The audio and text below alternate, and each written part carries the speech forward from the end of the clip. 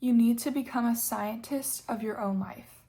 If you are not reaching your goals or you're not feeling the way you want to be feeling, you need to find out why. And you need to find out how you're going to fix that. And so you can do this scientifically, and you can do this by becoming a scientist of your own life. And so what do scientists do? They create systems, and they create systems that work for themselves, and you can create a system that works for you, and you need to figure out what works and what doesn't work. And so science is all about trial and error. So it's making your life a game of trial and error and of experimentation. So what do scientists do? They collect data, they ask questions, and they make hypotheses. So you need to be doing this in your own life to be able to get the outcome that you want to get. So the first part about collecting data is super important. Say you want to reduce your screen time. You need to know first what your screen time is, if that's a goal for you. So you need to have that data available, and you need to be able to track that data.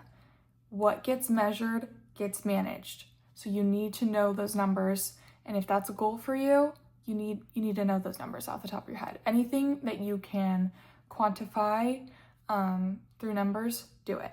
If it's how much sleep you're getting, if it's how much water you're drinking, etc. You need to be able to have those numbers. You need to have them ready. You need to know them so you can fix them and you can figure out why they are the way that they are. So then you need to ask questions about why you're not getting to where you want to get. So going back to the screen time example, because that's the goal I'm working on right now, I'm trying to reduce my screen time. I will write in my journal at night, my screen time was this many hours, and this is the reason that it was this many hours. And then I kind of journal about how I feel about that. And then I talk about, did I follow through on my guess for how I was going to reduce that the previous day? So what I mean by that is I will write down tonight, my screen time was this, I'm kind of not feeling great about it, or I am feeling great about it. And this is why my screen time was the way that it was. I tried out, so the method I've been trying out recently is trying not to go on any social media before 5 p.m. And I've also been trying to put my phone on grayscale mode. And so tonight I'm going to report back in my journal how that experiment went. But it's all about approaching your life through curiosity. It's all about exploring, and it's about making decisions and then reiterating on them. And I think it's important to focus on curiosity rather than shame, because at the end of the day, I sometimes just beat myself up for not reaching my goals, and it's not productive to beat myself up. I will definitely fall into the trap of shame, and I'll be like, oh my gosh, I didn't do what I set out to do, and I'll just feel bad about myself and just like get down on myself and feel horrible. And what I've realized is that's not productive. Like it's not productive to shame yourself, to get super disappointed. Instead, it's super helpful to realize, hey, I'm not happy with how this went. How can I make it different for the future? And to make it different for the future, you have to be curious, and you have to approach it from a place of self-compassion. Why was I spending so much time on my phone? Why was I doing that? And continually asking yourself why. I was feeling negative self-esteem, so I just wanted to, distract myself. That's really important finding.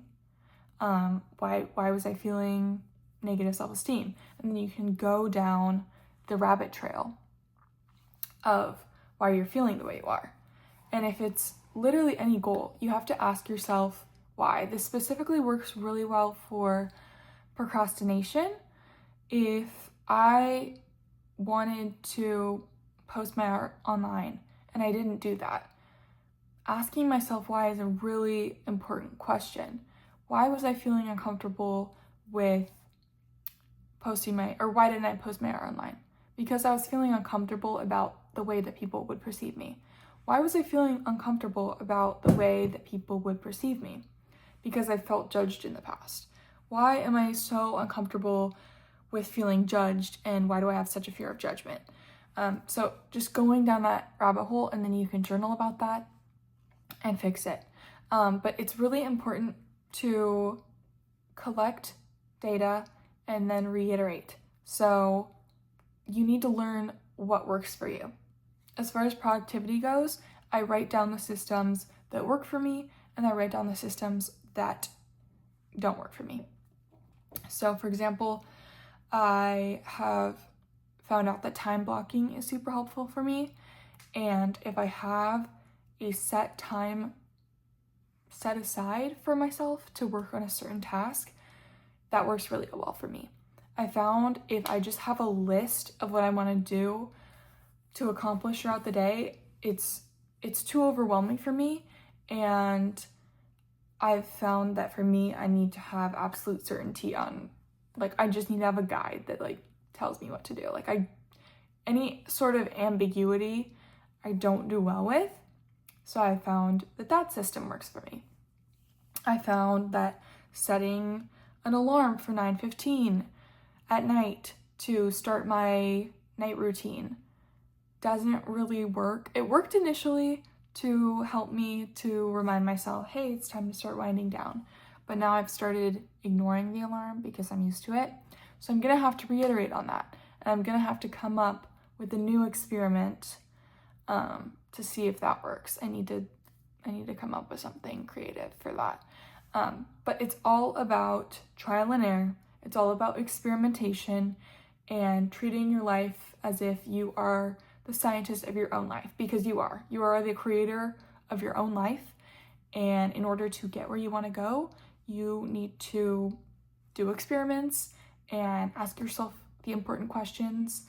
Ask yourself why you're not where you're at, and come up with creative solutions. See if they work. If they don't work, reiterate on those and find a better path, because life is all about dealing with uncertainty, and you don't know if a plan is going to work until you carry it out, and then you can see if it works or not. So I hope this was somewhat helpful.